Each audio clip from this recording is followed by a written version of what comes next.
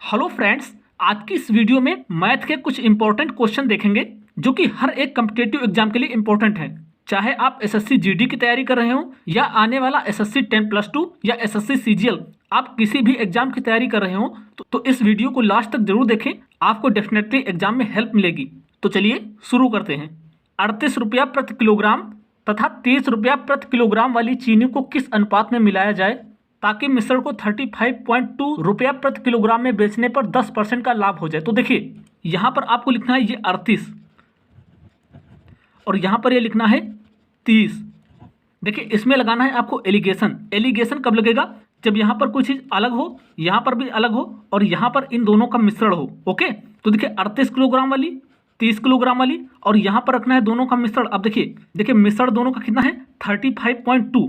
लेकिन फ्रेंड्स ये विक्रय मूल्य है, देखिए लिखा है बेचने पर, तो यहाँ पर आपको लिखना है क्रय मूल्य, क्योंकि ये देखिए दोनों क्रय मूल्य है ना, ये दोनों क्रय मूल्य है तो यहाँ पर भी क्रय मूल्य ही होना चाहिए। तो देखिए इसको क्रय मूल्य बना लेते हैं। कैसे? यहाँ देखिए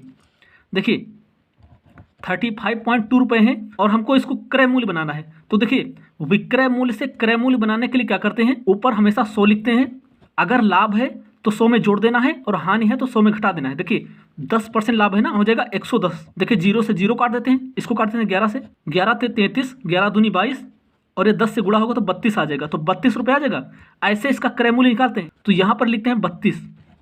अब इसमें लगा देते हैं एलिगेशन। एलिगेशन कैसे लगाएंगे, इसको ऐसे तिरछा ऐसे घटाते हैं। देखिए 32 में 30 जाएंगे, 2 बचेगा अनुपात। अब यहाँ देखिए 38 में ये 32 घटेगा तो 6 बचेगा, 2 एक कम 2, 2 तियाँ 6, तो हमारा आंसर आ जाएगा 1:3 और ये हमारा करेक्ट आंसर होगा। एक कैलकुलेटर का क्रय मूल्य 495 रुपये है। यदि लाभ प्रतिशत 40% है तो लाभ का मान रुपयों में क्या है? तो देखिए 495 रुपये क्रय मूल्य है। अब इसमें लाभ 40% है तो इसका 40% आपको निकाल देता है। 40% मतलब 40/100, इसका 40% निकाल देंगे, यही तो लाभ होगा। केवल आपको लाभ का मान बताना है। देखिए इसको सॉल्व कर देते हैं।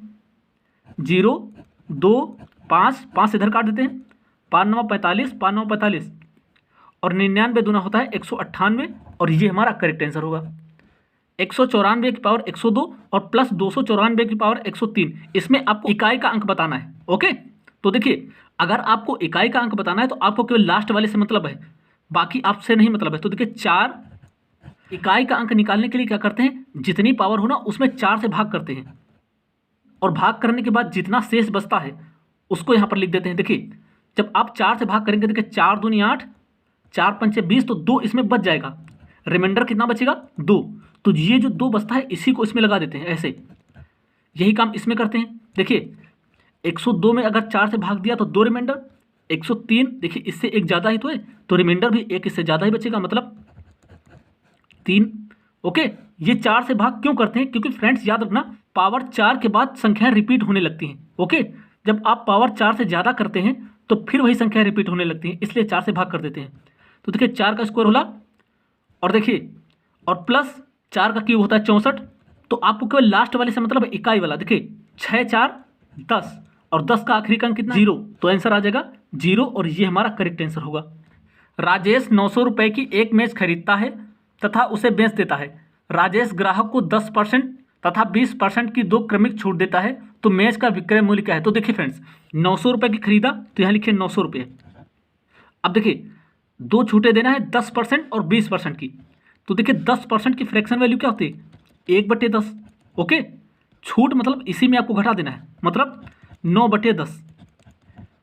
दूसरी छूट कितनी है? 20%। देखिए 20% की फ्रैक्शन वैल्यू क्या होती है? 1/5। तो ये लिखना है 5 ये और इसी में इसको घटा देना, क्योंकि छूट दे रहा है ना, मतलब 5 में 1 की छूट, 4/5। अब इसको सॉल्व कर देते हैं। देखिए 0 से 0 काट देंगे, इसको 5 से काट देंगे।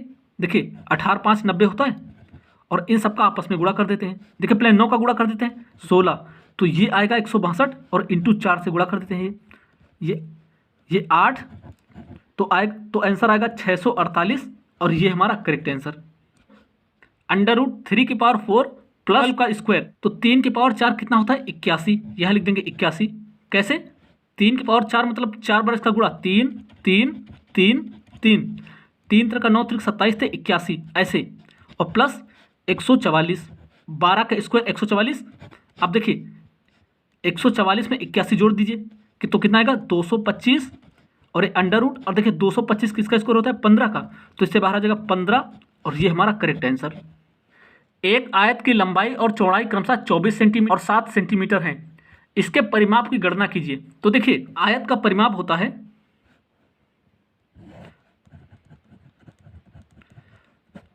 है 2L + B, मतलब 2 लंबाई और प्लस चौड़ाई, तो ये 2 लंबाई है 24 और चौड़ाई है 7, तो 24 और 7 हो जाएगा 31 और इंटू 2 और 31 दूनी 62, हमारा आंसर आ जाएगा 62।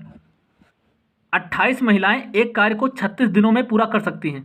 यदि 4 महिलाएं 18 दिनों के पश्चात कार्य छोड़कर चली जाएं तो बचे हुए कार्य को पूरा करने में कितने दिन लगेंगे। तो देखिए फ्रेंड्स 28 महिलाएं एक कार्य को 36 दिन में कर सकती हैं, तो टोटल कितना होगा 28 × 36, ये पूरा कार्य। ओके, अब देखिए 4 महिलाएं 18 दिन के पश्चात कार्य छोड़कर चली गई, 4 महिलाएं 18 दिन के बाद गई ना, तो इसका मतलब जो 28 महिलाएं थी इन्होंने 18 दिन तक तो काम किया ना, 28 महिलाएं लगी थी, इन्होंने 18 दिन तक काम किया। अब इसके बाद 4 महिलाएं छोड़ के चली गई, तो अब 4 महिलाएं छोड़ के चली गई तो कितनी बची 24, 28 थी, अब कितनी बची 24, और शेष कार्य बताना है कितने दिनों में पूरा होगा, तो मान लें x दिनों में पूरा होगा।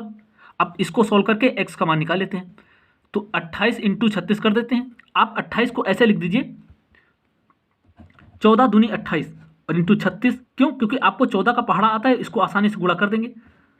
504 और इंटू 2 मतलब 1008, तो यहाँ लिख देंगे 1008।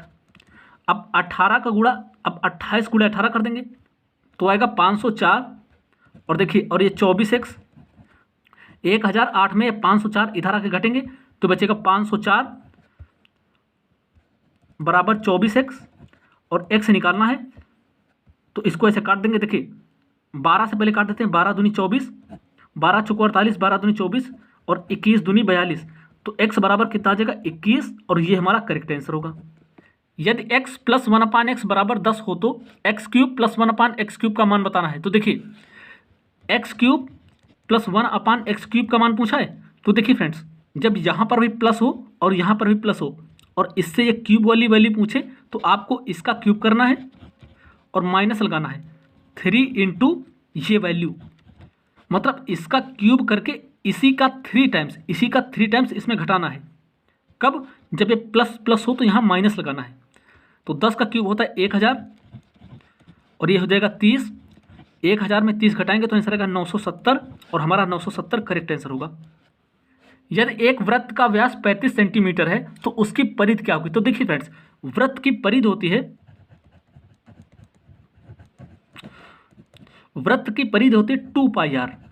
ओके, इसको आप याद रखेंगे 2πr। तो देखिए 2π मतलब 22/7, r मतलब वृत्त की त्रिज्या। देखिए व्यास है 35 तो इसका आधा होगा त्रिज्या, बटे 2 कर देंगे, इसका आधा हो जाएगा। इसको सॉल्व कर देंगे, देखिए 2 से 2 काट देंगे, 7 × 35 और 22 × 5 होगा 110, तो हमारा आंसर आ जाएगा 110 सेंटीमीटर, और ये हमारा correct answer. a³ + b³ + c³ - 3abc का योग क्या है जब a बराबर 4, b बराबर 2 और c बराबर -6। तो देखिए फ्रेंड्स जब a + b + c बराबर 0 हो, जब a + b + c बराबर 0 हो तो इस पूरे का मान होता है 0। ये एक फार्मूला होता है। ओके, अब देखिए a कितना है 4, b कितना है 2 और c कितना है -6, तो देखिए 0 हो रहा है ना। देखिए 4 2 6 और -6 0 हो रहा है। तो जब a + b + c बराबर 0 है तो इसका मान कितना हो जाएगा 0, और हमारा 0 करेक्ट आंसर हो जाएगा।